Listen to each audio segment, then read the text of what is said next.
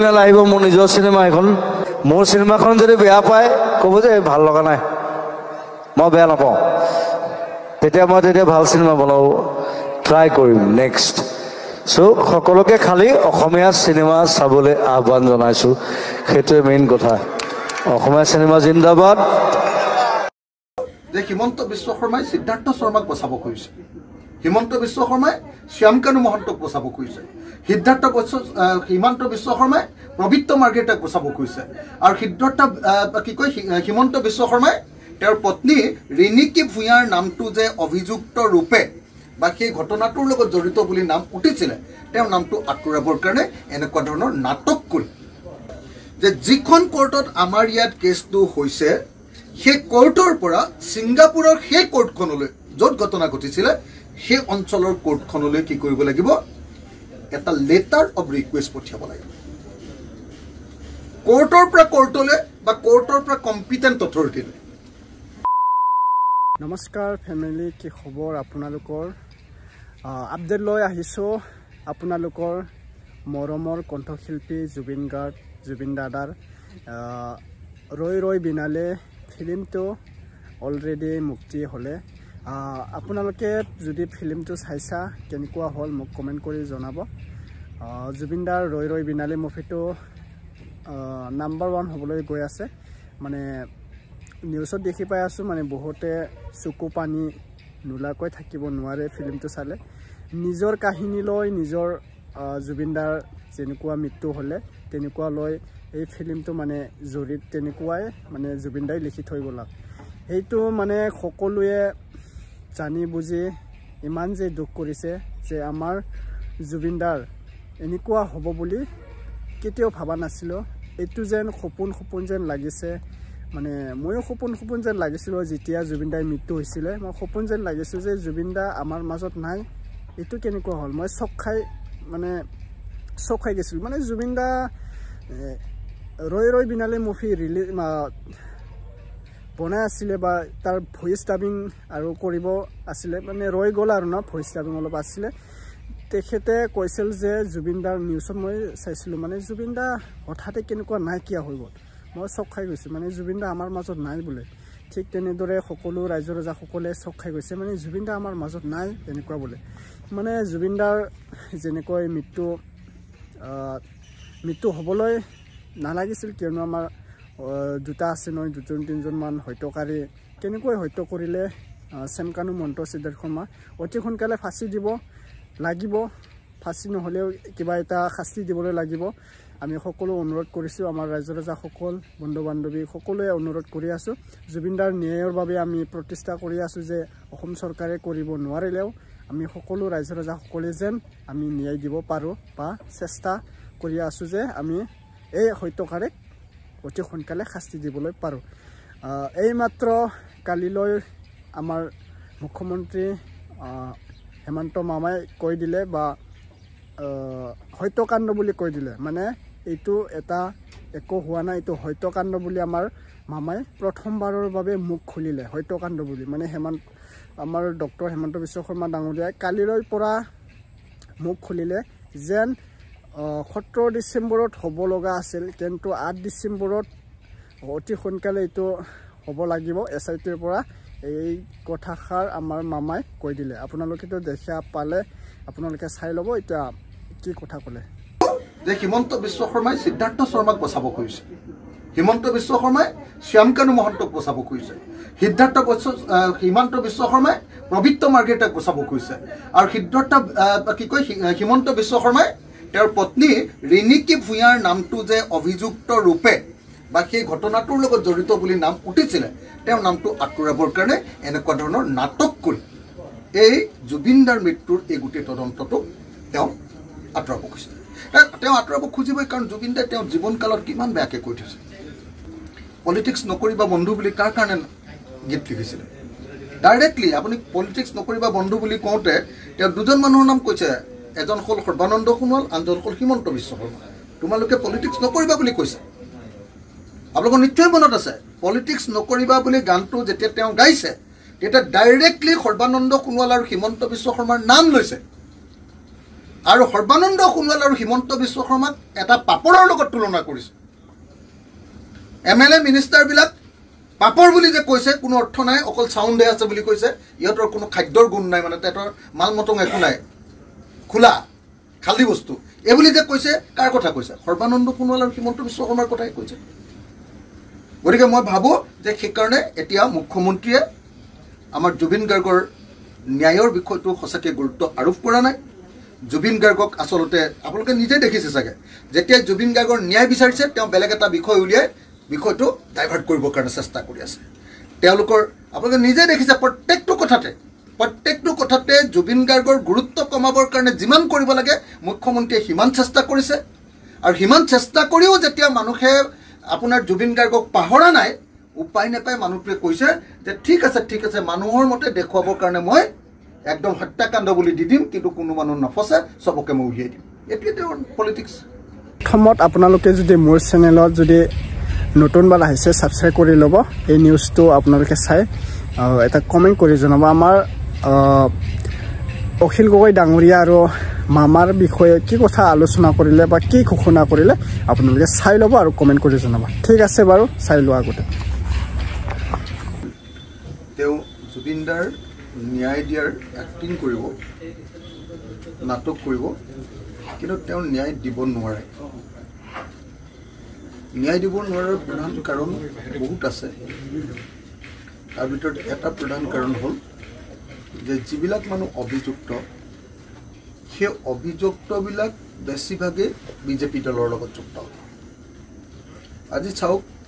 ছিংগাপুৰত যিখন অনুষ্ঠানৰ কাৰণে আমাৰ জুবিনদা গৈছিলে নৰ্থ ইষ্ট ফেষ্টিভেল ছিংগাপুৰত সেই ফেষ্টিভেল আয়োজন কৰিছিলে প্ৰবীত্ৰ মাৰ্ঘেৰিটাৰ এক্সটাৰ্নেল এফেয়াৰ্ছ ডিপাৰ্টমেণ্টে কিন্তু এতিয়ালৈকে আপোনালোকে চাগে দেখিছে যে বিহু কমিটিক মাতিছে চানাচুৰ বিক্ৰী কৰা মানুহলৈকে চবকে মানে SITয়ে মাতিছে কিন্তু যি আয়োজন কৰিছিলে সভাখন যাৰ মিটিঙত গৈ আমাৰ মৰমৰ জুবিনদা ঢুকালে সেই অৰ্গেনাইজাৰ প্ৰবীত্ৰ মাৰ্ঘেৰিটাক এতিয়ালৈকে একবাৰৰ কাৰণেও নিমন্ত্ৰণ কৰা নাই CIDয়ে এতিয়ালৈকে ষ্টেটমেণ্ট লোৱা নাই তেওঁ সাক্ষী ল'বৰ কাৰণে বা তেওঁ প্ৰশ্ন সুধিবৰ কাৰণে এতিয়ালৈকে মতা নাই সিদ্ধাৰ্থ শৰ্মা নিজে আছিলে বিজেপিৰ সদস্য তেওঁ ইউথৰ গোটেই অসম বিজেপিৰ তেওঁ ইউথৰ কালচাৰেল বিভাগৰ ইনচাৰ্জ আছিলে শ্যামকানু মহন্ত আপোনালোকে সকলোৱে জানে যে তেওঁ হিমন্ত বিশ্ব শৰ্মাৰ কিমান ঘনিষ্ঠ মানুহ তাতে আকৌ হিমন্ত বিশ্ব শৰ্মাৰ পত্নী ৰিণিকী ফুয়া শৰ্মা তেখেতেও সেই আপোনাৰ অনুষ্ঠানটোত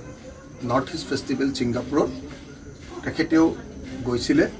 বুলি অভিযোগ উঠিছিল আৰু অকল গৈছিলে বুলি অভিযোগ উঠাই নহয় তাৰ লগতে এইবুলিও অভিযোগ উঠিছে যে তেওঁ জুবিনদাৰ মৃত্যু হোৱাৰ পাছতো তেওঁ তাত ফেশ্বন শ্ব' অনুষ্ঠিত কৰি আছিলে বুলি অসমৰ মুখ্যমন্ত্ৰীৰ পত্নীৰ বিৰুদ্ধে অভিযোগ উঠিছে সেইকাৰণে আমি দেখি আছোঁ যে গোটেই তদন্তটো এটা নাটকত পৰিণত হৈছে তদন্তটো নাটকত এনেকুৱা ধৰণে পৰিণত হৈছে যে আপোনালোকে দেখিবলৈ পাব যে আপোনাৰ আজিৰ দিনটোলৈকে তদন্তকাৰী মানুহবিলাকে এবাৰৰ কাৰণেও যিখন সাগৰত জুবিন গাৰ্গৰ মৃত্যু হ'ল সেই সাগৰখনলৈ এবাৰ যোৱা জুবিন গাৰ্গৰ ভিচেৰা ৰিপৰ্টত কৈছে যে জুবিন গাৰ্গৰ শৰীৰত সাগৰৰ পৰা সোমোৱা যিটো পদাৰ্থ ডায়েটমৰ উপস্থিতি লক্ষ্য কৰা গৈছে ডায়েটম যেতিয়া মানুহৰ ভিতৰত বেছিকৈ সোমায় তেতিয়া আপোনাৰ আমাৰ মৃগী বেমাৰ থকা আমাৰ জুবিনদাৰ যিটো অসুখ আছিলে এপিলেপসি সেই বেমাৰ থকা মানুহৰ চিজাৰ হয় এতিয়া সেই ডায়েটমৰ কাৰণে চিজাৰ হ'ল নেকি সেই ঠাইলৈ গৈ সেই সাগৰৰ সেই পানী সেই ডায়েটম টেষ্ট কৰিব লাগিব যিটো ঠাইত সেই এক্সিডেণ্টটো ঘটিছিলে তালৈ গৈ SITয়ে আপোনাৰ স্কেচ মেপ আঁকিব লাগিব প্লেচ অফ অকাৰেঞ্চত গৈ সেইবিলাক তদন্ত কৰিব লাগিব তাৰ এটাও কৰা নাই বহুত আমি হাল্লা হুলস্থুল কৰাৰ পাছত CID বা SIT এদিনৰ কাৰণে ৩২ দিনৰ মূৰত এদিনৰ কাৰণে ছিংগাপুৰ গ'ল, কিন্তু ছিংগাপুৰ গভৰ্ণমেণ্টে তেওঁলোকক ঘূৰাই পঠিয়ালে, একো নিদিলে। একো নিদিয়াৰ পাছত এইবাৰ কালি নে পৰহি আকৌ কৈছে মুখ্যমন্ত্ৰী আৰু আপোনাৰ মুন্না প্ৰসাদ গুপ্তাই কৈছে যে নহয় ছিংগাপুৰৰ পৰা আমালৈ তথ্য আহিছে। কি তথ্য আহিছে? অকল পোষ্টমৰ্টেম ৰিপৰ্টটো আৰু টক্সিকলজি ৰিপৰ্টটো আহিছে। টক্সিকলজি ৰিপৰ্ট আৰু পোষ্টমৰ্টেম ৰিপৰ্ট যিকোনো মৃত মানুহৰ পৰিয়াললৈ এনেই পঠিয়াই দিয়ে। আমাৰ যদি আপোনাৰ ডিব্ৰুগড় মেডিকেল কলেজতো যদি কাইলৈ আপোনাৰ এটা পোষ্টমৰ্টেম ৰিপৰ্ট হয়, মানুহজন যদি তেওঁ ইংলেণ্ডৰ বা ছিংগাপুৰৰ হ'ল, তেতিয়াহ'লে ডিব্ৰুগড় মেডিকেল কলেজৰ নিয়মটো হ'ব যে ডিব্ৰুগড় মেডিকেল কলেজে সেইটো পঠিয়াই দিব। কিন্তু তদন্ত কৰিবৰ কাৰণে যিখিনি প্ৰয়োজন, সেই প্ৰয়োজনখিনিৰ এটা বস্তু এতিয়ালৈকে SIT-য়ে কৰা নাই। প্ৰথম প্ৰয়োজনটো কি? প্ৰথম প্ৰয়োজনটো হ'ল যে যিখন কোৰ্টত আমাৰ ইয়াত কেছটো হৈছে, সেই কোৰ্টৰ পৰা ছিংগাপুৰৰ সেই কোৰ্টখনলৈ য'ত ঘটনা ঘটিছিলে সেই অঞ্চলৰ কোৰ্টখনলৈ কি কৰিব লাগিব?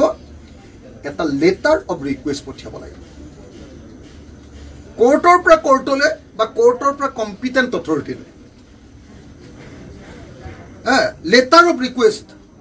বা লেটাৰ ৰিগটৰী বুলি কয়, সেইখন পঠিয়াব লাগিব।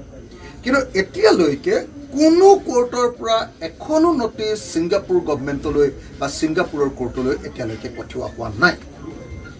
সেইকাৰণে যদি ছিংগাপুৰৰ পৰা কেতিয়াবা তথ্য আহেও, সেই তথ্যবিলাক আমাৰ কোৰ্টত গৃহীত নহ'ব। এডমিচিবল বুলি কয় ইংৰাজীত, কোৰ্টৰ ভাষাত এডমিচিবল বুলি কয়, এইটো নন এডমিচিবল হ'ব। কোৰ্টত সেইবিলাক তথ্যৰ কোনো কাম নাহিব। আৰু তেতিয়া কি হ'ব? তেতিয়া লগে লগে আপোনাৰ যিবিলাক অভিযুক্ত আছে, সেই অভিযুক্তবিলাকে কোৰ্টৰ চাৰ্জ ফ্ৰেমতে সেই কেছটোৰ পৰা ৰেহাই পাই যাব। সেইকাৰণে মই অলপ দীঘলীয়াকৈ এইকাৰণে আপোনালোকক কৈছোঁ যে অতি স্পষ্টকৈ কোৰ্টৰ অৰ্ডাৰ আছে যে বিদেশত যদি তদন্ত কৰিব লাগে, কোৰ্টৰ জৰিয়তেই তদন্ত হ'ব লাগিব। বিদেশত তদন্ত কৰিবলৈ গ'লে আমাৰ ইয়াৰ পৰা ভাৰত চৰকাৰৰ গৃহমন্ত্ৰীৰ পৰা আকৌ আপোনাৰ ছিংগাপুৰ গভৰ্ণমেণ্টলৈ কাগজ পঠিয়াব, এইটোৰ পৰা অহা কাগজেৰে কোনো কাম নহ'ব। মুখ্যমন্ত্ৰীয়ে এটাই কথা কৰিব খুজিছে যে মুখ্যমন্ত্ৰীয়ে চাৰ্জশ্বিটখন দিওঁতে এটা ডাঙৰ মানে চাঞ্চল্যৰ সৃষ্টি কৰি দিব, যিহেতু হত্যাকাণ্ড। কিন্তু হত্যাকাণ্ড বুলি প্ৰমাণিত কৰিবৰ কাৰণে তাৰ ভিতৰত একো এভিডেন্স, ষ্টেটমেণ্ট আৰু ডকুমেণ্ট তাতে দাখিল নকৰে। তেতিয়া কি হ'ব যে ইলেকশ্যনৰ সময়লৈকে, বেলটো নোপোৱাৰ দিনটোলৈকে আপোনাৰ শ্যামকানু মহন্ত বা আপোনাৰ সিদ্ধাৰ্থ শৰ্মা তেওঁলোকবিলাক যেনে তেনে জেল হাজত বুলি কয়, জুডিচিয়েল কাষ্টডিত থাকিব। আৰু যিদিনা ইলেকশ্যন শেষ হ'ব সেইদিনা কেছো শেষ, তেওঁলোক বেলত নহয় মানে কেছে শেষত একেবাৰে ওলাই গুচি আহিব।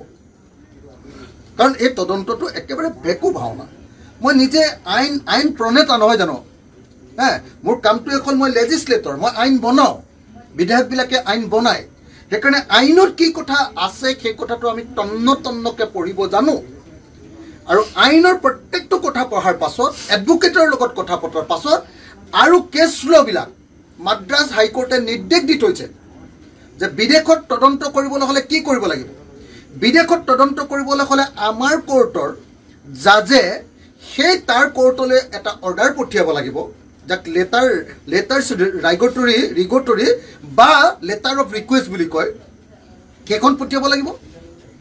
আৰু সেইখন নপঠিওৱাকৈ যদি কিবা তথ্য আনে, সেইটো কোৰ্টত কেতিয়াও এডমিচিবল নহ'ব বুলি ডাইৰেক্টলি অৰ্ডাৰ দি থৈ দিছে। ডাইৰেক্টলি অৰ্ডাৰ দি থৈছে। এইটো হ'ল ইনষ্টেন্স, এইটো হ'ল ল। গতিকে মই ভাবোঁ যে হিমন্ত বিশ্ব শৰ্মাই সিদ্ধাৰ্থ শৰ্মাক বচাব খুজিছে, হিমন্ত বিশ্ব শৰ্মাই শ্যামকানু মহন্তক বচাব খুজিছে, হিমন্ত বিশ্ব শৰ্মাই প্ৰবীত্ৰ মাৰ্ঘেৰিটাক বচাব খুজিছে। আৰু হিমন্ত বিশ্ব শৰ্মাই তেওঁৰ পত্নী ৰিণিকী ভূঞাৰ নামটো যে অভিযুক্ত ৰূপে বা সেই ঘটনাটোৰ লগত জড়িত বুলি নাম উঠিছিলে, তেওঁৰ নামটো আঁতৰাবৰ কাৰণে এনেকুৱা ধৰণৰ নাটক কৰি এই জুবিনদাৰ মৃত্যুৰ এই গোটেই তদন্তটো তেওঁ আঁতৰাব খুজিছে। তেওঁ আঁতৰাব খুজিবই, কাৰণ জুবিনদাই তেওঁ জীৱনকালত কিমান বেয়াকৈ কৈ থৈছে। পলিটিক্স নকৰিবা বন্ধু বুলি কাৰ কাৰণে গীত লিখিছিলে? ডাইৰেক্টলি আপুনি পলিটিক্স নকৰিবা বন্ধু বুলি কওঁতে তেওঁ দুজন মানুহৰ নাম কৈছে, এজন হ'ল সৰ্বানন্দ সোণোৱাল, আনজন হ'ল হিমন্ত বিশ্ব শৰ্মা। তোমালোকে পলিটিক্স নকৰিবা বুলি কৈছে আপোনালোকৰ নিশ্চয় মনত আছে পলিটিক্স নকৰিবা বুলি গানটো যেতিয়া তেওঁ গাইছে তেতিয়া ডাইৰেক্টলি সৰ্বানন্দ সোণোৱাল আৰু হিমন্ত বিশ্ব শৰ্মাৰ নাম লৈছে আৰু সৰ্বানন্দ সোণোৱাল আৰু হিমন্ত বিশ্ব শৰ্মাক এটা পাপৰৰ লগত তুলনা কৰিছে MLA মিনিষ্টাৰবিলাক পাপৰ বুলি যে কৈছে কোনো অৰ্থ নাই অকল সাউণ্ডে আছে বুলি কৈছে ইহঁতৰ কোনো খাদ্যৰ গুণ নাই মানে তেহঁতৰ মাল মটং একো নাই খোলা খালি বস্তু এই বুলি যে কৈছে কাৰ কথা কৈছে সৰ্বানন্দ সোণোৱাল আৰু হিমন্ত বিশ্ব শৰ্মাৰ কথাই কৈছে গতিকে মই ভাবোঁ যে সেইকাৰণে এতিয়া মুখ্যমন্ত্ৰীয়ে আমাৰ জুবিন গাৰ্গৰ ন্যায়ৰ বিষয়টো সঁচাকৈ গুৰুত্ব আৰোপ কৰা নাই জুবিন গাৰ্গক আচলতে আপোনালোকে নিজে দেখিছে চাগে যেতিয়া জুবিন গাৰ্গৰ ন্যায় বিচাৰিছে তেওঁ বেলেগ এটা বিষয় উলিয়াই বিষয়টো ডাইভাৰ্ট কৰিবৰ কাৰণে চেষ্টা কৰি আছে তেওঁলোকৰ আপোনালোকে নিজে দেখিছে প্ৰত্যেকটো কথাতে জুবিন গাৰ্গৰ গুৰুত্ব কমাবৰ কাৰণে যিমান কৰিব লাগে মুখ্যমন্ত্ৰীয়ে সিমান চেষ্টা কৰিছে আৰু সিমান চেষ্টা কৰিও যেতিয়া মানুহে আপোনাৰ জুবিন গাৰ্গক পাহৰা নাই উপায় নাপায় মানুহটোৱে কৈছে যে ঠিক আছে মানুহৰ মতে দেখুৱাবৰ কাৰণে মই একদম হত্যাকাণ্ড বুলি দি দিম কিন্তু কোনো মানুহ নফচে আমি জুবিন গাৰ্গৰ মই আজি আৰু আপোনালোকক দুৰ্ঘটনা বুলি কোৱা নাই জুবিন গাৰ্গৰ হত্যাকাণ্ডৰ চাৰ্জশ্বিট আমি 17 ডিচেম্বৰৰ আগতে দিব লাগে মই টাৰ্গেট দিছোঁ যে 8 তাৰিখমানৰ ভিতৰতে যাতে দিব পাৰে আৰু আমি সকলো ফালৰ পৰা এতিয়া প্ৰস্তুত বিদেশত যদি কিবা ঘটনা হয় চাৰ্জশ্বিট দিয়াৰ আগতে গৃহ মন্ত্ৰালয়ৰ এটা অনুমোদন লাগে কালি মই গৃহমন্ত্ৰী অমিত শ্বাহ ডাঙৰীয়াকো সাক্ষাৎ কৰি আহিছোঁ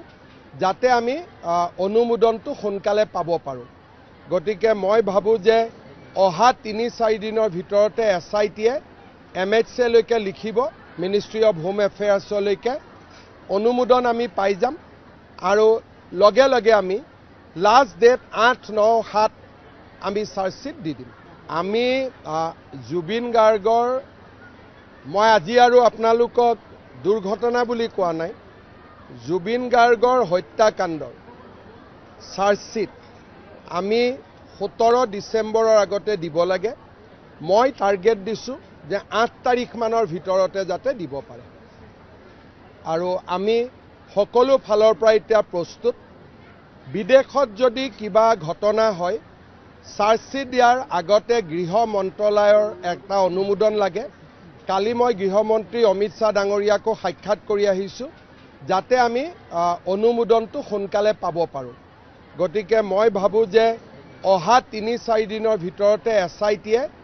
MHA লৈকে লিখিব মিনিষ্ট্ৰী অফ হোম এফেয়াৰ্ছলৈকে অনুমোদন আমি পাই যাম আৰু লগে লগে আমি লাষ্ট ডেট 8-9-7 আমি চাৰ্জশ্বিট দি দিম আমি জুবিন গাৰ্গৰ মই আজি আৰু আপোনালোকক দুৰ্ঘটনা বুলি কোৱা নাই জুবিন গাৰ্গৰ হত্যাকাণ্ডৰ চাৰ্জশ্বিট আমি 17 ডিচেম্বৰৰ আগতে দিব লাগে মই টাৰ্গেট দিছোঁ যে 8 তাৰিখমানৰ ভিতৰতে যাতে দিব পাৰে আৰু আমি সকলো ফালৰ পৰা এতিয়া প্ৰস্তুত বিদেশত যদি কিবা ঘটনা হয় চাৰ্জশ্বিট দিয়াৰ আগতে গৃহ মন্ত্ৰালয়ৰ এটা অনুমোদন লাগে কালি মই গৃহমন্ত্ৰী অমিত শ্বাহ ডাঙৰীয়াকো সাক্ষাৎ কৰি আহিছোঁ যাতে আমি অনুমোদনটো সোনকালে পাব পাৰোঁ গতিকে মই ভাবোঁ যে অহা 3-4 দিনৰ ভিতৰতে SITয়ে MHA লৈকে লিখিব মিনিষ্ট্ৰী অফ হোম এফেয়াৰ্ছলৈকে অনুমোদন আমি পাই যাম আৰু লগে লগে আমি লাষ্ট ডেট 8-9-7 আমি চাৰ্জশ্বিট দি দিম আমি জুবিন গাৰ্গৰ মই আজি আৰু আপোনালোকক দুৰ্ঘটনা বুলি কোৱা নাই জুবিন গাৰ্গৰ হত্যাকাণ্ডৰ চাৰ্জশ্বিট আমি 17 ডিচেম্বৰৰ আগতে দিব লাগে মই টাৰ্গেট দিছোঁ যে 8 তাৰিখমানৰ ভিতৰতে যাতে দিব পাৰে আৰু আমি সকলো ফালৰ পৰা এতিয়া প্ৰস্তুত বিদেশত যদি কিবা ঘটনা হয় চাৰ্জশ্বিট দিয়াৰ আগতে গৃহ মন্ত্ৰালয়ৰ এটা অনুমোদন লাগে কালি মই গৃহমন্ত্ৰী অমিত শ্বাহ ডাঙৰীয়াকো সাক্ষাৎ কৰি আহিছোঁ যাতে আমি অনুমোদনটো সোনকালে পাব পাৰোঁ গতিকে মই ভাবোঁ যে অহা 3-4 দিনৰ ভিতৰতে SITয়ে MHA লৈকে লিখিব মিনিষ্ট্ৰী অফ হোম এফেয়াৰ্ছলৈকে অনুমোদন আমি পাই যাম আৰু লগে লগে আমি লাষ্ট ডেট 8-9-7 আমি চাৰ্জশ্বিট দি দিম। ৰাজ্যত উচ্ছেদ অভিযান চলিবই। মই যেতিয়ালৈকে মুখ্যমন্ত্ৰী থাকোঁ মিয়া মুছলমানৰ লগত মোৰ যুদ্ধ চলি থাকিব। কোনো ক্ষেত্ৰতে বোলে জুবিন গাৰ্গৰ মৃত্যু হ'ল তাৰ কাৰণে মিয়াবিলাক ৰক্ষা পৰিলে এইটো নহয়। অৰ্জুন সব্যসাচী আছিলে, 2 হাতেদি খৰ মাৰিব জানিছিলে। আমি জুবিনকো ন্যায় দিম, মিয়া মুছলমান যিসকল অনুপ্ৰৱেশকাৰী তেওঁলোককো কষ্ট দিয়ে থাকিম। ৰাজ্যত উচ্ছেদ অভিযান চলিবই। মই যেতিয়ালৈকে মুখ্যমন্ত্ৰী থাকোঁ মিয়া মুছলমানৰ লগত মোৰ যুদ্ধ চলি থাকিব। কোনো ক্ষেত্ৰতে বোলে জুবিন গাৰ্গৰ মৃত্যু হ'ল তাৰ কাৰণে মিয়াবিলাক ৰক্ষা পৰিলে এইটো নহয়। অৰ্জুন সব্যসাচী আছিলে, 2 হাতেদি খৰ মাৰিব জানিছিলে। আমি জুবিনকো ন্যায় দিম, মিয়া মুছলমান যিসকল অনুপ্ৰৱেশকাৰী তেওঁলোককো কষ্ট দিয়ে থাকিম। ৰাজ্যত উচ্ছেদ অভিযান চলিবই। মই যেতিয়ালৈকে মুখ্যমন্ত্ৰী থাকোঁ মিয়া মুছলমানৰ লগত মোৰ যুদ্ধ চলি থাকিব। কোনো ক্ষেত্ৰতে বোলে জুবিন গাৰ্গৰ মৃত্যু হ'ল তাৰ কাৰণে মিয়াবিলাক ৰক্ষা পৰিলে এইটো নহয়। অৰ্জুন সব্যসাচী আছিলে, 2 হাতেদি খৰ মাৰিব জানিছিলে। আমি জুবিনকো ন্যায় দিম, মিয়া মুছলমান যিসকল অনুপ্ৰৱেশকাৰী তেওঁলোককো কষ্ট দিয়ে থাকিম। ৰাজ্যত উচ্ছেদ অভিযান চলিবই। মই যেতিয়ালৈকে মুখ্যমন্ত্ৰী থাকোঁ মিয়া মুছলমানৰ লগত মোৰ যুদ্ধ চলি থাকিব। কোনো ক্ষেত্ৰতে বোলে জুবিন গাৰ্গৰ মৃত্যু হ'ল তাৰ কাৰণে মিয়াবিলাক ৰক্ষা পৰিলে এইটো নহয়। অৰ্জুন সব্যসাচী আছিলে, 2 হাতেদি খৰ মাৰিব জানিছিলে।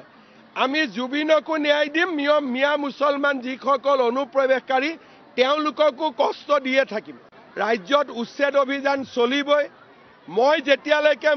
মুখ্যমন্ত্ৰী থাকোঁ মিয়া মুছলমানৰ লগত মোৰ যুদ্ধ চলি থাকিব। কোনো ক্ষেত্ৰতে বোলে জুবিন গাৰ্গৰ মৃত্যু হ'ল তাৰ কাৰণে মিয়াবিলাক ৰক্ষা পৰিলে এইটো নহয়। অৰ্জুন সব্যসাচী আছিলে,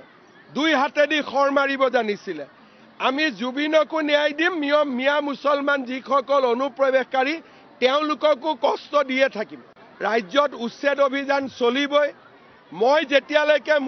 মুখ্যমন্ত্ৰী থাকোঁ মিয়া মুছলমানৰ লগত মোৰ যুদ্ধ চলি থাকিব। কোনো ক্ষেত্ৰতে বোলে জুবিন গাৰ্গৰ মৃত্যু হ'ল তাৰ কাৰণে মিয়াবিলাক ৰক্ষা পৰিলে এইটো নহয়। অৰ্জুন সব্যসাচী আছিলে, 2 হাতেদি খৰ মাৰিব জানিছিলে। আমি জুবিনকো ন্যায় দিম, মিয়া মুছলমান যিসকল অনুপ্ৰৱেশকাৰী তেওঁলোককো কষ্ট দিয়ে থাকিম। ৰাজ্যত উচ্ছেদ অভিযান চলিবই। মই যেতিয়ালৈকে মুখ্যমন্ত্ৰী থাকোঁ মিয়া মুছলমানৰ লগত মোৰ যুদ্ধ চলি থাকিব। কোনো ক্ষেত্ৰতে বোলে জুবিন গাৰ্গৰ মৃত্যু হ'ল তাৰ কাৰণে মিয়াবিলাক ৰক্ষা পৰিলে এইটো নহয়। অৰ্জুন সব্যসাচী আছিলে, 2 হাতেদি খৰ মাৰিব জানিছিলে। আমি জুবিনকো ন্যায় দিম, মিয়া মুছলমান যিসকল মই কেৱল কান্দিছোঁ আৰু কান্দিছোঁ, কাৰণ দাদা অবিহনে এইখন চিনেমা চাম বুলি কেতিয়াও ভবা নাছিলোঁ। চিনেমাখন শেষ হোৱাৰ পিছতে ভাবিছোঁ দাদা ক'ৰবাৰ পৰা ওলাবই, কিন্তু দাদা নোলালে।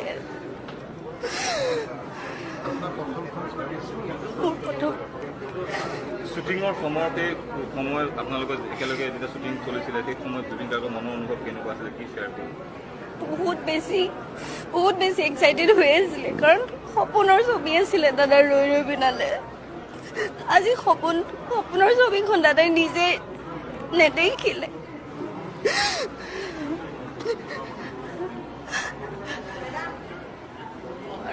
সকলো ছবি কি হ'লে চাবলৈ আহক। হয়, সকলোৱে ইতিমধ্যে বহুত মৰম দিছে আৰু আগলৈও দিব আমি জানো। আৰু দাদা আমাক য'ৰ পৰাই চাই আছে আশীৰ্বাদ কৰিব সদায়। কান্দোনত ভাগি পৰিছে, কোনো ওলাই যাব পৰা নাই, কান্দোনত ভাগি পৰিছে সকলোৱে। আৰু এই মুহূৰ্তত আমি এই দৃশ্য দেখুৱাবলৈ আচলতে আমাৰো অন্তৰে নকয়, আমাৰো হৃদয়ে নকয়, কিন্তু এই যি দৃশ্য, এই দৃশ্যটোৱে আচলতে অসুস্থ হৈ পৰিছে ইয়াত লোকসকল। মই কেৱল কান্দিছোঁ আৰু কান্দিছোঁ, কাৰণ দাদা অবিহনে এইখন চিনেমা চাম বুলি কেতিয়াও ভবা নাছিলোঁ। চিনেমাখন শেষ হোৱাৰ পিছতে ভাবিছোঁ দাদা ক'ৰবাৰ পৰা ওলাবই, কিন্তু দাদা নোলালে।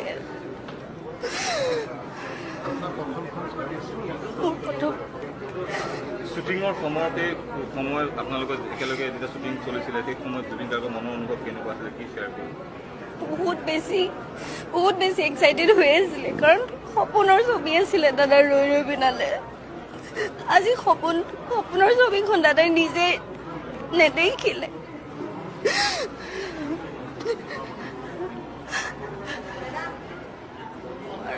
সকলো ছবি কি হ'লে চাবলৈ আহক হয় সকলোৱে ইতিমধ্যে বহুত মৰম দিছে আৰু আগলৈও দিব আমি জানো আৰু দাদা আমাক দৌৰ পৰাই চাই আছে আশীৰ্বাদ কৰিব সদায় কান্দোনত ভাগি পৰিছে কোনো ওলাই যাব পৰা নাই কান্দোনত ভাগি পৰিছে সকলোৱে আৰু এই মুহূৰ্তত আমি এই দৃশ্য দেখুৱাবলৈ আচলতে আমাৰো অন্তৰে নকয় আমাৰো হৃদয়ে নকয় কিন্তু এই যি দৃশ্য এই দৃশ্যটোৱে আচলতে মই কেৱল কান্দিছো আৰু কান্দিছো কাৰণ দাদা অবিহনে এইখন চিনেমা চাম বুলি কেতিয়াও ভবা নাছিলো চিনেমাখন শেষ হোৱাৰ পিছতে ভাবিছো দাদা ক'ৰবাৰ পৰা ওলাবই কিন্তু দাদা নোলালে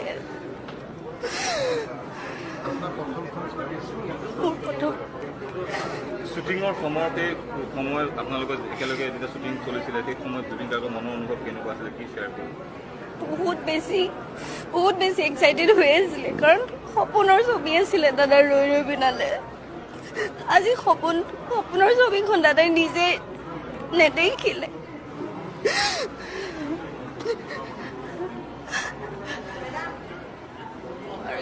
সকলো ছবি কি হ'লে চাবলৈ আহক হয় সকলোৱে ইতিমধ্যে বহুত মৰম দিছে আৰু আগলৈও দিব আমি জানো আৰু দাদা আমাক দৌৰ পৰাই চাই আছে আশীৰ্বাদ কৰিব সদায় কান্দোনত ভাগি পৰিছে কোনো ওলাই যাব পৰা নাই কান্দোনত ভাগি পৰিছে সকলোৱে আৰু এই মুহূৰ্তত আমি এই দৃশ্য দেখুৱাবলৈ আচলতে আমাৰো অন্তৰে নকয় আমাৰো হৃদয়ে নকয় কিন্তু এই যি দৃশ্য এই দৃশ্যটোৱে আচলতে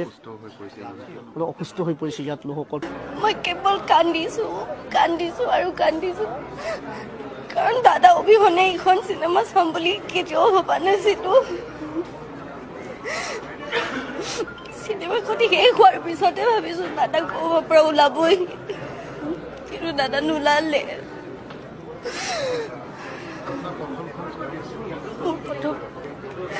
শ্বুটিঙৰ সময়ত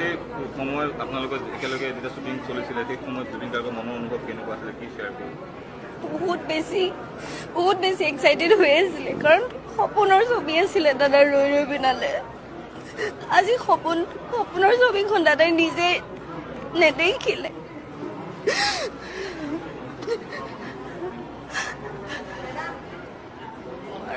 সকলো ছবি কি হ'লে চাবলৈ আহক হয় সকলোৱে ইতিমধ্যে বহুত মৰম দিছে আৰু আগলৈও দিব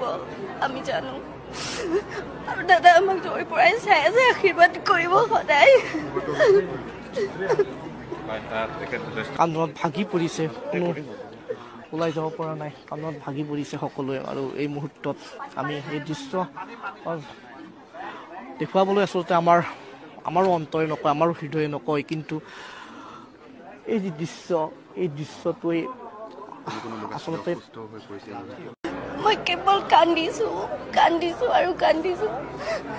কাৰণ দাদা অবিহনে এইখন চিনেমা চাম বুলি কেতিয়াও ভবা নাছিলো চিনেমাখন শেষ হোৱাৰ পিছতে ভাবিছো দাদা ক'ৰবাৰ পৰা ওলাবই কিন্তু দাদা নোলালে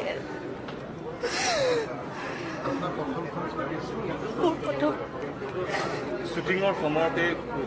আপোনালোকৰ একেলগে যেতিয়া শ্বুটিং চলিছিলে সেই সময়ত জুবিন গাৰ্গৰ মনৰ অনুভৱ কেনেকুৱা আছিলে কি শ্বেয়াৰ কৰিব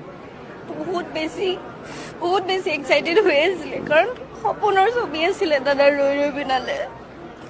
আজি সপোনৰ ছবিখন দাদাই নিজে নেদেখিলে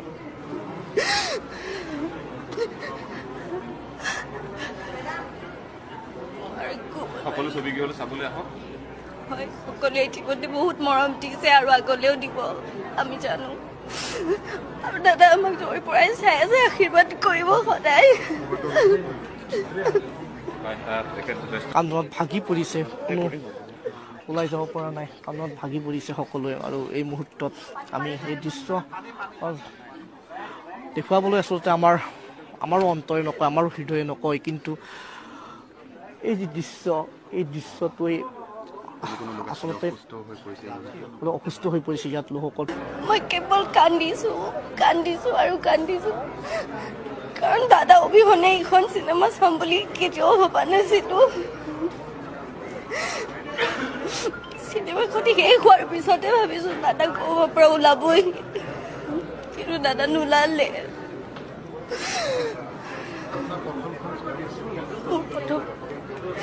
শ্বুটিঙৰ সময়ত আপোনালোকে একেলগে যেতিয়া শ্বুটিং চলিছিলে সেই সময়ত জুবিন গাৰ্গৰ মনৰ অনুভৱ কেনেকুৱা আছিলে, কি শ্বেয়াৰ কৰিব? বহুত বেছি এক্সাইটেড হৈ আছিলে, কাৰণ সপোনৰ ছবি আছিলে দাদাৰ ৰৈ ৰৈ বিনালে। আজি সপোনৰ ছবিখন দাদাই নিজে নেদেখিলে।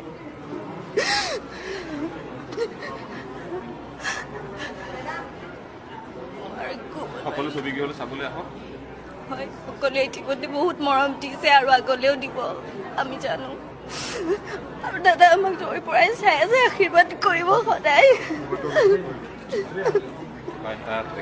কাণত ভাগি পৰিছে, কোনো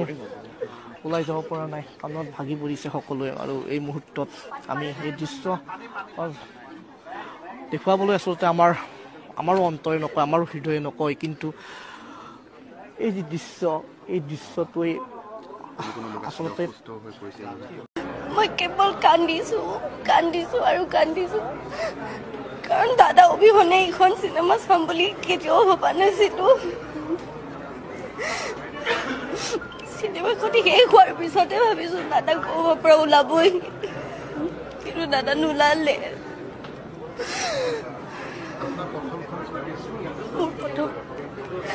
শ্বুটিঙৰ সময়ত আপোনালোকে একেলগে যেতিয়া শ্বুটিং চলিছিলে সেই সময়ত জুবিন গাৰ্গৰ মনৰ অনুভৱ কেনেকুৱা আছিলে, কি শ্বেয়াৰ কৰিব? বহুত বেছি এক্সাইটেড হৈ আছিলে, কাৰণ সপোনৰ ছবি আছিলে দাদাৰ ৰৈ ৰৈ বিনালে। আজি সপোনৰ ছবিখন দাদাই নিজে নেদেখিলে।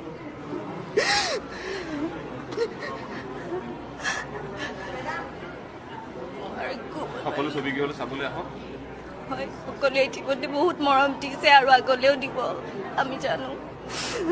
আৰু দাদা আমাক দূৰৰ পৰাই চাই আছে, আশীৰ্বাদ কৰিব সদায়। কাণত ভাগি পৰিছে, কোনো ওলাই যাব পৰা নাই, কাণত ভাগি পৰিছে সকলোৱে। আৰু এই মুহূৰ্তত আমি এই দৃশ্য দেখুৱাবলৈ আচলতে আমাৰো অন্তৰে নকয়, আমাৰো হৃদয়ে নকয়, কিন্তু এই যি দৃশ্য, এই দৃশ্যটোৱে আচলতে অসুস্থ হৈ পৰিছে ইয়াত লোকসকল। মই কেৱল কান্দিছো আৰু কান্দিছো, কাৰণ দাদা অবিহনে এইখন চিনেমা চাম বুলি কেতিয়াও ভবা নাছিলো। চিনেমাখন শেষ হোৱাৰ পিছতে ভাবিছো দাদা ক'ৰবাৰ পৰা ওলাবই, কিন্তু দাদা নোলালে।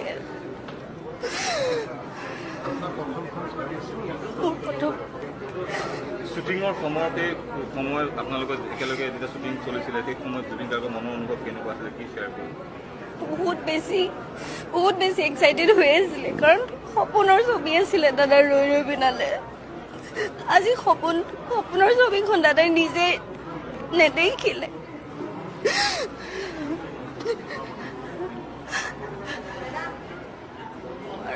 সকলো ছবিগৃহলৈ চাবলৈ আহক। হয়, সকলোৱে ইতিমধ্যে বহুত মৰম দিছে আৰু আগলৈও দিব আমি জানো। আৰু দাদা আমাক দূৰৰ পৰাই চাই আছে, আশীৰ্বাদ কৰিব সদায়। কাণত ভাগি পৰিছে, কোনো ওলাই যাব পৰা নাই, কাণত ভাগি পৰিছে সকলোৱে। আৰু এই মুহূৰ্তত আমি এই দৃশ্য দেখুৱাবলৈ আচলতে আমাৰো অন্তৰে নকয়, আমাৰো হৃদয়ে নকয়, কিন্তু এই যি দৃশ্য, এই দৃশ্যটোৱে আচলতে মই কেৱল কান্দিছো আৰু কান্দিছো, কাৰণ দাদা অবিহনে এইখন চিনেমা চাম বুলি কেতিয়াও ভবা নাছিলো। চিনেমাখন শেষ হোৱাৰ পিছতে ভাবিছো দাদা ক'ৰবাৰ পৰা ওলাবই, কিন্তু দাদা নোলালে।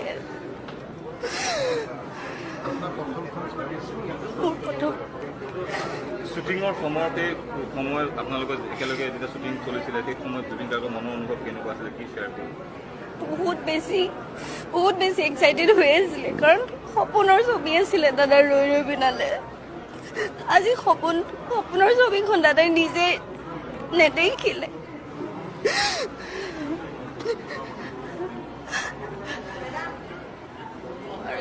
সকলো ছবি কি হ'লে চাবলৈ আহক হয় সকলোৱে ইতিমধ্যে বহুত মৰম দিছে আৰু আগলৈও দিব আমি জানো আৰু দাদা আমাক দূৰৰ পৰাই চাই আছে আশীৰ্বাদ কৰিব সদায় কান্দোনত ভাগি পৰিছে কোনো ওলাই যাব পৰা নাই কান্দোনত ভাগি পৰিছে সকলোৱে আৰু এই মুহূৰ্তত আমি এই দৃশ্য দেখুৱাবলৈ আচলতে আমাৰো অন্তৰে নকয় আমাৰো হৃদয়ে নকয় কিন্তু এই যি দৃশ্য এই দৃশ্যটোৱে আচলতে অসুস্থ হৈ পৰিছে ইয়াত লোকসকল মই কেৱল কান্দিছো আৰু কান্দিছো কাৰণ দাদা অবিহনে এইখন চিনেমা চাম বুলি কেতিয়াও ভবা নাছিলো কয় কিন্তু এই যি দৃশ্য এই দৃশ্যটোৱে আচলতে মই কেৱল কান্দিছো আৰু কান্দিছো কাৰণ দাদা অবিহনে এইখন চিনেমা চাম বুলি কেতিয়াও ভবা নাছিলো চিনেমাখন শেষ হোৱাৰ পিছতে ভাবিছো দাদা ক'ৰবাৰ পৰা ওলাবই কিন্তু দাদা নোলালে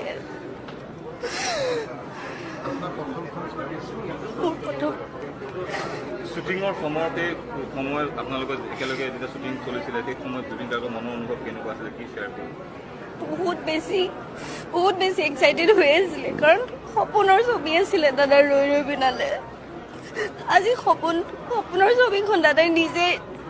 নেদেখিলে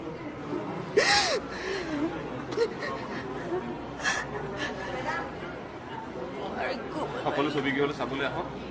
হয় সকলোৱে ইতিমধ্যে বহুত মৰম দিছে আৰু আগলৈও দিব আমি জানো আৰু দাদা আমাক দূৰৰ পৰাই চাই আছে আশীৰ্বাদ কৰিব সদায়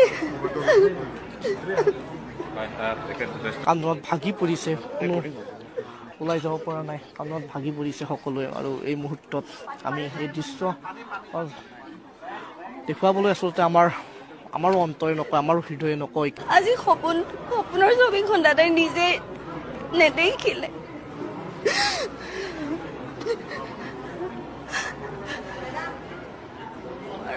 সকলো ছবি কি হ'লে চাবলৈ আহক হয় সকলোৱে ইতিমধ্যে বহুত মৰম দিছে আৰু আগলৈও দিব আমি জানো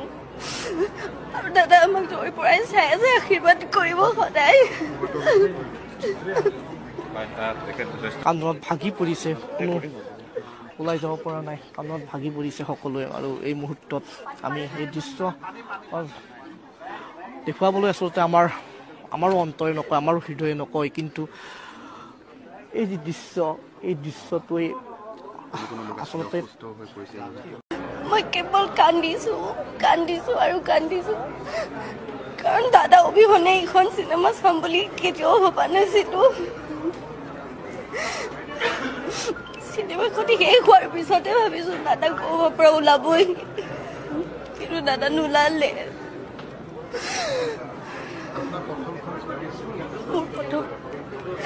শ্বুটিঙৰ সময়ত আপোনালোকে একেলগে যেতিয়া শ্বুটিং চলিছিলে সেই সময়ত জুবিন গাৰ্গৰ মনৰ অনুভৱ কেনেকুৱা আছিলে কি শ্বেয়াৰ কৰিব বহুত বেছি এক্সাইটেড হৈ আছিলে কাৰণ সপোনৰ ছবি আছিলে দাদাৰ ৰৈ ৰৈ বিনালে আজি সপোনৰ একেলগে যেতিয়া শ্বুটিং চলিছিলে সেই সময়ত জুবিন গাৰ্গৰ মনৰ অনুভৱ কেনেকুৱা আছিলে কি শ্বেয়াৰ কৰিব বহুত বেছি এক্সাইটেড হৈ আছিলে কাৰণ সপোনৰ ছবি আছিলে দাদাৰ ৰৈ ৰৈ বিনালে আজি সপোনৰ ছবিখন দাদাই নিজে নেদেখিলে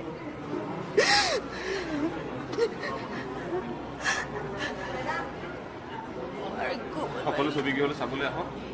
হয় সকলোৱে ইতিমধ্যে বহুত মৰম দিছে আৰু আগলৈও দিব আমি জানো আৰু দাদা আমাক দূৰৰ পৰাই চাই আছে আশীৰ্বাদ কৰিব সদায় কান্দোনত ভাগি পৰিছে কোনো ওলাই যাব পৰা নাই কান্দোনত ভাগি পৰিছে সকলোৱে আৰু এই মুহূৰ্তত আমি এই দৃশ্য দেখুৱাবলৈ আচলতে আমাৰো অন্তৰে নকয় আমাৰো হৃদয়ে নকয় কিন্তু এই যি দৃশ্য এই দৃশ্যটোৱে আচলতে মই মই কেৱল কান্দিছো আৰু কান্দিছো কাৰণ দাদা অবিহনে এইখন চিনেমা চাম বুলি কেতিয়াও ভবা নাছিলো। চিনেমাখন শেষ হোৱাৰ পিছতে ভাবিছো দাদা ক'ৰবাৰ পৰা ওলাবই, কিন্তু দাদা নোলালে।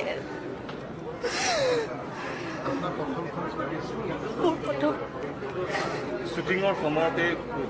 আপোনালোকে একেলগে যেতিয়া শ্বুটিং চলিছিলে সেই সময়ত জুবিন গাৰ্গৰ মনৰ অনুভৱ কেনেকুৱা আছিলে, কি শ্বেয়াৰ কৰিব?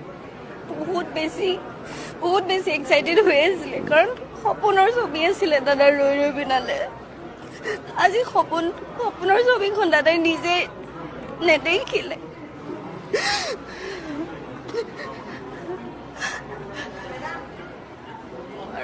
সকলো ছবি কি হ'লে চাবলৈ আহক।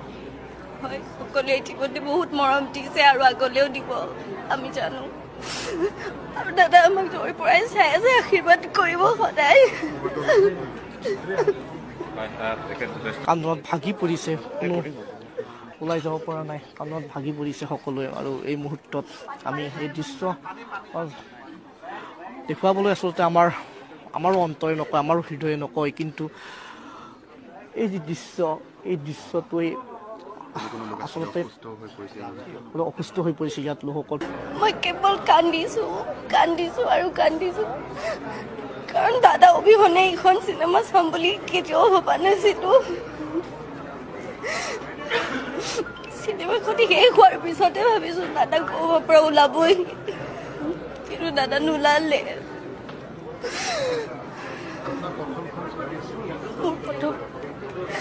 শ্বুটিঙৰ সময়ত আপোনালোকে একেলগে যেতিয়া শ্বুটিং চলিছিলে সেই সময়ত জুবিন গাৰ্গৰ মনৰ অনুভৱ কেনেকুৱা আছিলে, কি শ্বেয়াৰ কৰিব? বহুত বেছি এক্সাইটেড হৈ আছিলে, কাৰণ সপোনৰ ছবি আছিলে দাদাৰ ৰৈ ৰৈ বিনালে। আজি সপোনৰ ছবিখন দাদাই নিজে নেদেখিলে।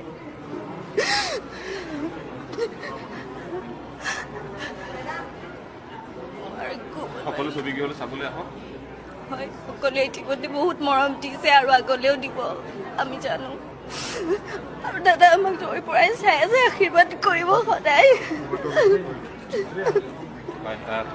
কান্দনত ভাগি পৰিছে, কোনো ওলাই যাব পৰা নাই, কান্দনত ভাগি পৰিছে সকলোৱে। আৰু এই মুহূৰ্তত আমি এই দৃশ্য দেখুৱাবলৈ আচলতে আমাৰো অন্তৰে নকয়, আমাৰো হৃদয়ে নকয়, কিন্তু এই যি দৃশ্য, এই দৃশ্যটোৱে আচলতে আমি জুবিন গাৰ্গৰ, মই আজি আৰু আপোনালোকক দুৰ্ঘটনা বুলি কোৱা নাই, জুবিন গাৰ্গৰ হত্যাকাণ্ডৰ চাৰ্জশ্বিট আমি 17 ডিচেম্বৰৰ আগতে দিব লাগে। মই টাৰ্গেট দিছোঁ যে 8 তাৰিখমানৰ ভিতৰতে যাতে দিব পাৰে। আৰু আমি সকলো ফালৰ পৰা এতিয়া প্ৰস্তুত। বিদেশত যদি কিবা ঘটনা হয়, চাৰ্জশ্বিট দিয়াৰ আগতে গৃহ মন্ত্ৰালয়ৰ এটা অনুমোদন লাগে। কালি মই গৃহমন্ত্ৰী অমিত শ্বাহ ডাঙৰীয়াকো সাক্ষাৎ কৰি আহিছোঁ, যাতে আমি অনুমোদনটো সোনকালে পাব পাৰোঁ। গতিকে মই ভাবোঁ যে অহা 3-4 দিনৰ ভিতৰতে SITয়ে MHCলৈকে লিখিব, মিনিষ্ট্ৰী অফ হোম এফেয়াৰ্ছলৈকে অনুমোদন আমি পাই যাম। আৰু লগে লগে আমি লাষ্ট ডেট 8-9-7 আমি চাৰ্জশ্বিট দি দিম। আমি জুবিন গাৰ্গৰ, মই আজি আৰু আপোনালোকক দুৰ্ঘটনা বুলি কোৱা নাই, জুবিন গাৰ্গৰ হত্যাকাণ্ডৰ চাৰ্জশ্বিট আমি 17 ডিচেম্বৰৰ আগতে দিব লাগে। মই টাৰ্গেট দিছোঁ যে 8 তাৰিখমানৰ ভিতৰতে যাতে দিব পাৰে। আৰু আমি সকলো ফালৰ পৰা এতিয়া প্ৰস্তুত। বিদেশত যদি কিবা ঘটনা হয়, চাৰ্জশ্বিট দিয়াৰ আগতে গৃহ মন্ত্ৰালয়ৰ এটা অনুমোদন লাগে। কালি মই গৃহমন্ত্ৰী অমিত শ্বাহ ডাঙৰীয়াকো সাক্ষাৎ কৰি আহিছোঁ, যাতে আমি অনুমোদনটো সোনকালে পাব পাৰোঁ। গতিকে মই ভাবোঁ যে অহা 3-4 দিনৰ ভিতৰতে SITয়ে MHCলৈকে লিখিব, মিনিষ্ট্ৰী অফ হোম এফেয়াৰ্ছলৈকে অনুমোদন আমি পাই যাম। আৰু লগে লগে আমি লাষ্ট ডেট 8-9-7 আমি চাৰ্জশ্বিট দি দিম। আমি জুবিন গাৰ্গৰ, মই আজি আৰু আপোনালোকক দুৰ্ঘটনা বুলি কোৱা নাই, জুবিন গাৰ্গৰ হত্যাকাণ্ডৰ চাৰ্জশ্বিট আমি 17 ডিচেম্বৰৰ আগতে দিব লাগে মই টাৰ্গেট দিছোঁ যে 8 তাৰিখ মানৰ ভিতৰতে যাতে দিব পাৰে আৰু আমি সকলো ফালৰ পৰা এতিয়া প্ৰস্তুত বিদেশত যদি কিবা ঘটনা হয় চাৰ্জশ্বিট দিয়াৰ আগতে গৃহ মন্ত্ৰালয়ৰ এটা অনুমোদন লাগে কালি মই গৃহমন্ত্ৰী অমিত শ্বাহ ডাঙৰীয়াকো সাক্ষাৎ কৰি আহিছোঁ যাতে আমি অনুমোদনটো সোনকালে পাব পাৰোঁ গতিকে মই ভাবোঁ যে অহা 3-4 দিনৰ ভিতৰতে SITয়ে MHA লৈকে লিখিব মিনিষ্ট্ৰী অফ হোম এফেয়াৰ্ছলৈকে অনুমোদন আমি পাই যাম আৰু লগে লগে আমি লাষ্ট ডেট 8-9-7 আমি চাৰ্জশ্বিট দি দিম আমি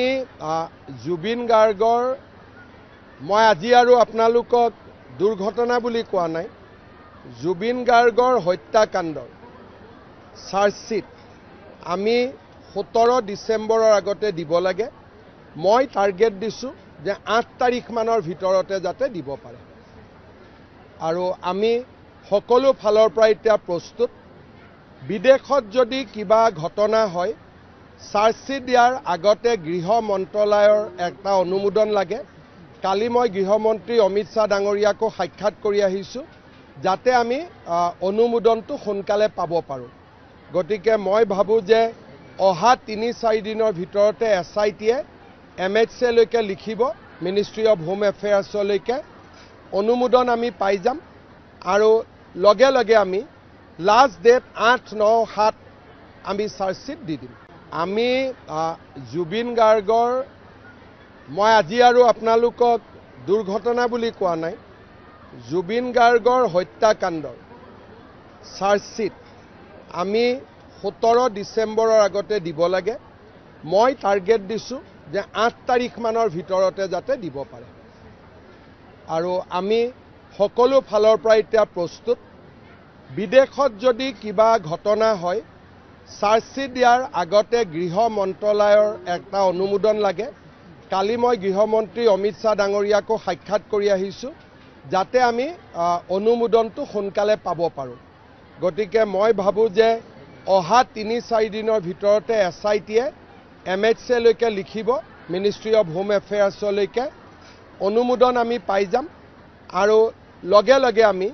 লাষ্ট ডেট 8-9-7 আমি চাৰ্জশ্বিট দি দিম আমি জুবিন গাৰ্গৰ মই আজি আৰু আপোনালোকক দুৰ্ঘটনা বুলি কোৱা নাই জুবিন গাৰ্গৰ হত্যাকাণ্ডৰ চাৰ্জশ্বিট আমি 17 ডিচেম্বৰৰ আগতে দিব লাগে মই টাৰ্গেট দিছোঁ যে 8 তাৰিখ মানৰ ভিতৰতে যাতে দিব পাৰে আৰু আমি সকলো ফালৰ পৰা এতিয়া প্ৰস্তুত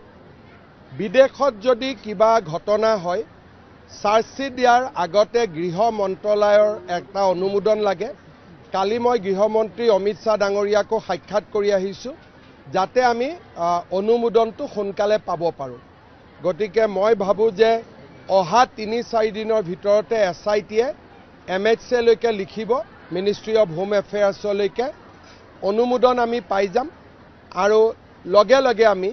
লাষ্ট ডেট 8-9-7 আমি চাৰ্জশ্বিট দি দিম আমি জুবিন গাৰ্গৰ মই আজি আৰু আপোনালোকক দুৰ্ঘটনা বুলি কোৱা নাই জুবিন গাৰ্গৰ হত্যাকাণ্ডৰ চাৰ্জশ্বিট আমি 17 ডিচেম্বৰৰ আগতে দিব লাগে মই টাৰ্গেট দিছোঁ যে 8 তাৰিখ মানৰ ভিতৰতে যাতে দিব পাৰে আৰু আমি সকলো ফালৰ পৰা এতিয়া প্ৰস্তুত বিদেশত যদি কিবা ঘটনা হয় চাৰ্জশ্বিট দিয়াৰ আগতে গৃহ মন্ত্ৰালয়ৰ এটা অনুমোদন লাগে কালি মই গৃহমন্ত্ৰী অমিত শ্বাহ ডাঙৰীয়াকো সাক্ষাৎ কৰি আহিছোঁ যাতে আমি অনুমোদনটো সোনকালে পাব পাৰোঁ গতিকে মই ভাবোঁ যে অহা 3-4 দিনৰ ভিতৰতে SITয়ে MHA লৈকে লিখিব মিনিষ্ট্ৰী অফ হোম এফেয়াৰ্ছলৈকে অনুমোদন আমি পাই যাম আৰু লগে লগে আমি লাষ্ট ডেট 8-9-7 আমি চাৰ্জশ্বিট দি দিম আমি জুবিন গাৰ্গৰ মই আজি আৰু আপোনালোকক দুৰ্ঘটনা বুলি কোৱা নাই জুবিন গাৰ্গৰ হত্যাকাণ্ডৰ চাৰ্জশ্বিট আমি 17 ডিচেম্বৰৰ আগতে দিব লাগে মই টাৰ্গেট দিছোঁ যে 8 তাৰিখ মানৰ ভিতৰতে যাতে দিব পাৰে আৰু আমি সকলো ফালৰ পৰা এতিয়া প্ৰস্তুত বিদেশত যদি কিবা ঘটনা হয় চাৰ্জশ্বিট দিয়াৰ আগতে গৃহ মন্ত্ৰালয়ৰ এটা অনুমোদন লাগে কালি মই গৃহমন্ত্ৰী অমিত শ্বাহ ডাঙৰীয়াকো সাক্ষাৎ কৰি আহিছোঁ যাতে আমি অনুমোদনটো সোনকালে পাব পাৰোঁ গতিকে মই ভাবোঁ যে অহা ৩-৪ দিনৰ ভিতৰতে SITয়ে MHCলৈকে লিখিব মিনিষ্ট্ৰী অফ হোম এফেয়াৰ্ছলৈকে অনুমোদন আমি পাই যাম আৰু লগে লগে আমি লাষ্ট ডেট 8-9-7 আমি চাৰ্জশ্বিট দি দিম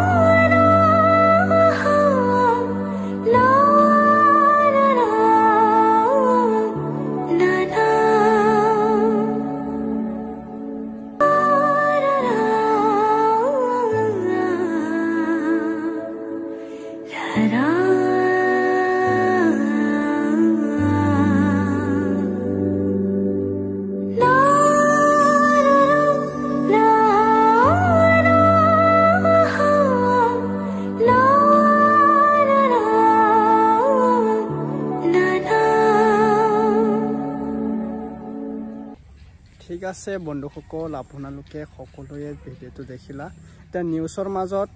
কান্দি কান্দি ক'লে আমাৰ বাইদেউ মৌচুমী আলিফা, য'ত ৰৈ ৰৈ বিনালেত এক্ট্ৰেছ হিচাপত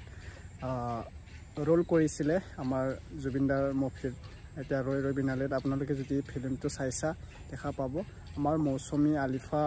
চিষ্টাৰে যে কান্দি কান্দি ক'লে আমাৰ হলডৰ পৰা ওলাই আহিব, ফিল্ম চাব, এনেকুৱা এটা মনেৰ দুখেৰে কথাখন ক'লে। ঠিক তেনেদৰে সকলো ৰাইজ ৰজাসকলে কান্দি ভিডিঅ' বা ফিল্মটো চাই আছে। আমি কি ক'ব আৰু, ক'বলৈ ভাষা নাই যে জুবিনদাৰ ফিল্ম কেনেকুৱা হ'ব বা ৰিয়েলত কেনেকুৱা আছিলে। জুবিনদাৰ মনেৰে ইমান যে অশান্তিৰ বা শান্তিৰে পূৰ্ণ কৰিব পৰা নাছিল। সকলো মানুহে এনেকুৱা ভালৰ পৰা কেনেকৈ জুবিনদাক পাহৰিব পাৰিম বা কেনেকুৱা জুবিনদাৰ কাষত যোগ্য হ'ব পাৰিম, এনেকুৱা কিমান যে ভাবি আছিলে জুবিনদাৰ। আৰু যদি জিন্দা থাকিলহেঁতেন কি কি ফিল্ম বা মুভি এনেকুৱা আমি দেখা পালোহেঁতেন। এইটো হ'ল শেষ জুবিনদাৰ শেষ যাত্ৰা ফিল্ম বুলি ক'বলৈ লাগিব কিয়নো আমাৰ জুবিন দাৰ কাষত নাই আৰু জুবিন দাৰ যেহেতু আমাৰ গৰিমা বৌ থাকিব যেহেতু আমাৰ গৰিমা বৌ আমাৰ লগত ছ'চিয়েল মিডিয়াত আহি থাকিব জুবিন দা নহ'লে কি হ'ব এনেকুৱা ভাবিব আৰু জুবিন দাটো আমাৰ মনৰ পৰা কেতিয়াও পাহৰি নাযাব আমাৰ মনৰ পৰা সদায় থাকিব জুবিন দাৰ কাষত নাথাকিলেও আমাৰ মনৰ পৰা সদায় থাকিব ঠিক তেনেদৰে ঠিক আছে মই নিউজ আপডেটটো এইখিনিতে সামৰি ৰাখিলোঁ আপোনালোকে যদি চেনেল নতুনবাৰ আহিছে ছাবস্ক্ৰাইব কৰি ল'ব আৰু কমেণ্ট কৰি জনাব জুবিন দাৰ কাৰণে এটা জয় জুবিন দা বোলে এটা কমেণ্ট লিখি দিব থেংক ইউ নেক্সট আপডেটত লগ পাম ধন্যবাদ